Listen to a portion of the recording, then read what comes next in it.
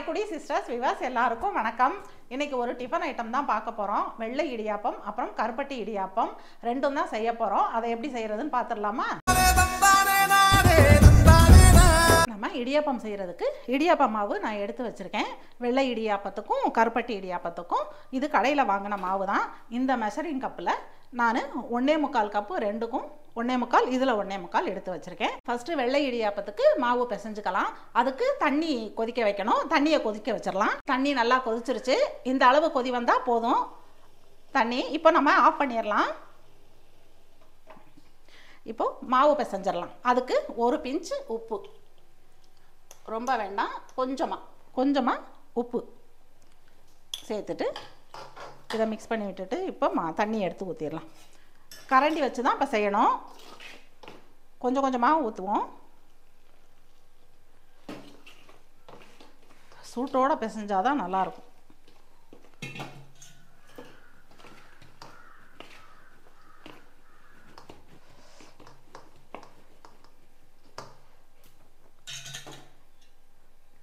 நான் பாரு இடிக்க வச்சு எடுப்பேன், மறந்துட்டு கையை வைக்க போகிறேன். சட்டி சுட போகுது. ஐயோ ஐயோ, நம்ம பண்ணுற அநியாயம். இந்த அளவுக்கு சாப்பிட்டா மாவு பிசைஞ்சிடணும். அந்த சூட்டோடவே தான் கை கொஞ்சம் சுடத்தான் செய்யும். லேசாக பச்சை தண்ணியை தொட்டு இப்படியே பிசைஞ்சிடணும். பச்சை தண்ணி மட்டும் ஊற்றிடக்கூடாதுங்க. இப்போது நான் இந்த அளவு பிசைஞ்சிருக்கேன். இருக்கட்டும். நம்ம இட்லி பானை நான் இதில் தண்ணி சுட வச்சுருக்கேன். தண்ணி கொதிக்கட்டும். நம்ம அதுக்குள்ளே தட்டில் இடியாப்பத்தை புழிஞ்சிடலாம். நம்ம வீட்டில் இடியாப்பக்கட்டை மரக்கட்டை தான். இதில் நம்ம பிடிக்கிற அளவுக்கு மாவு கொஞ்சம் நிறைய எடுத்துட்டோம். இப்போது நம்ம இடியாப்பம் புழிஞ்சிடலாம். மாவு சுடுதண்ணி வச்சு ஊற்றி பிசைகிறதுல தான் இருக்குங்க. நல்லா சூப்பராக பூ மாதிரி வரும்.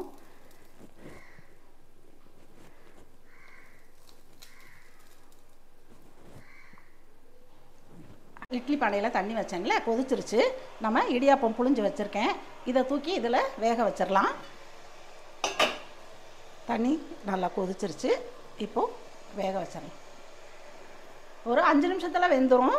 தண்ணி கொதித்த உடனே தான் வைக்கணும். நம்ம இது வெந்துட்டு இருக்கட்டும். இப்போது இந்த சைடு நம்ம கருப்பட்டி பாகு காய்ச்சணும். அதுக்கு ரெடி பண்ணிடலாம். இது கருப்பட்டி பாகு காய்ச்ச போகிறேன். இது தாங்க கருப்பட்டி. வெல்லம் கிடையாது, பனை வெல்லம் கருப்பட்டின்னு சொல்லுவாங்க. இந்த இடியாப்பத்துக்கு இதுதான் போடணும், வெல்லம் சேர்க்கக்கூடாது.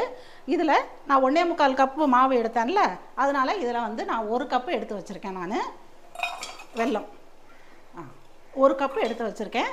இதை சேர்த்துட்றேன். இதுக்கு தண்ணி 1 சொம்பு தண்ணி ஊற்றுறேன். இதுக்கு வந்து பாகு பதம் அப்படின்னு எதுவுமே தேவையில்லைங்க. வெல்லம் நமக்கு கரைஞ்சா மட்டும் போதும். வடிகட்டி அப்படியே நம்ம வந்து பிசைய தான் போகிறோம். அதனால வெல்லம் கரையிற அளவுக்கு கொதிச்சா போதும். பாகு கொதிச்சிட்ருக்கு. இன்னும் கொஞ்சம் லேசாக கரையணும். இது இந்த இடியாப்பமும் வெந்துருச்சு. இதை எடுத்துடலாம். இப்போது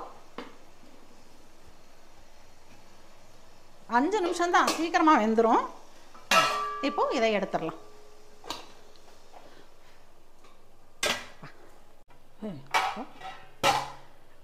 பாருங்க, நம்ம லேசா இப்படின்னு ஒரு இது பண்ணவும் வந்துருச்சு. அப்படியே சூப்பராக பூவாட்டம் இருக்குங்க.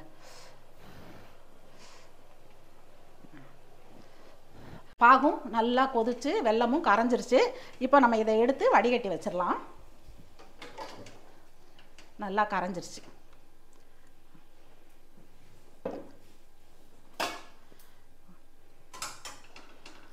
இதில் மண் தூசி எல்லாம் இருக்கும்.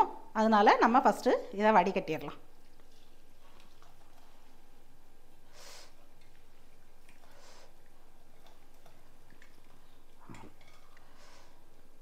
இப்போது இந்த சூட்டோடவே நம்ம மாவை பிசைஞ்சிடலாம். இதுக்கு ஏலக்காய் தூள் அப்படி எதுவுமே சேர்க்கக்கூடாது. ஏன்னா இந்த வெல்லத்தோட ஃப்ளேவர் அப்படியே இடியாப்பத்தில் இறங்கணும்.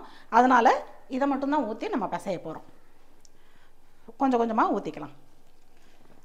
மாவு சூட்டோடு தான் பிசையணும். அதான் இடியாப்பம் புளிய வரும்.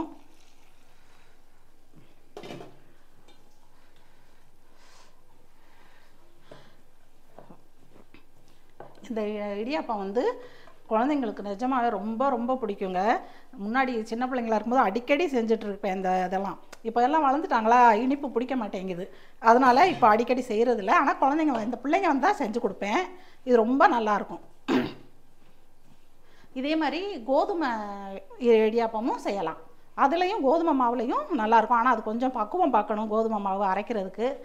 இப்போ இல்லை இதில், அதனால் இதில் செய்கிறேன். இந்த அளவு மாவு சாஃப்டாக இருக்கணும். இப்போது இனிப்பு வந்து கரெக்டாக இருக்குது. எனக்கு கொஞ்சம் தான் தண்ணி மிச்சம் இருக்குது, பரவாயில்ல, அது இருந்துட்டு போகணும். இந்த இதுக்கு வந்து இனிப்பு நமக்கு கரெக்டாக இருக்குது. இப்போ நான் இது இடியாப்பம் புழிஞ்சிடலாம். அதே இடியாப்பம் புழிஞ்ச கட்டையில் தான் மாவு வச்சுருக்கேன். இப்போது இதையும் நம்ம புழிஞ்சிடலாம். ஒரு சுற்றிட்டு இப்படியே விட்டுறணும், இல்லைன்னா மொந்தையாக வந்துடும். எவ்வளோ ஸ்மூத்தாக வருது.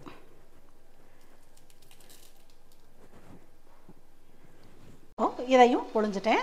தண்ணியும் நல்லா கொதிச்சுட்ருக்கு. இப்போ இதையும் வச்சிடலாம். இதுக்கு ஒரு 5 நிமிஷம் தான் ஆகும். இப்போ மூடி வச்சிடலாம். இப்போ இந்த இடியாப்பமும் வெந்திருக்கும். நம்ம எடுத்து பார்த்துடலாம்.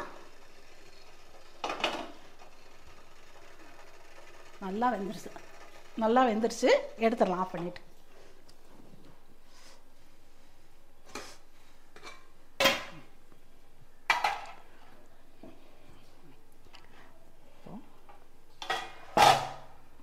பாருங்கள் எப்படி வந்திருக்கு, சூப்பராக வந்திருக்கு.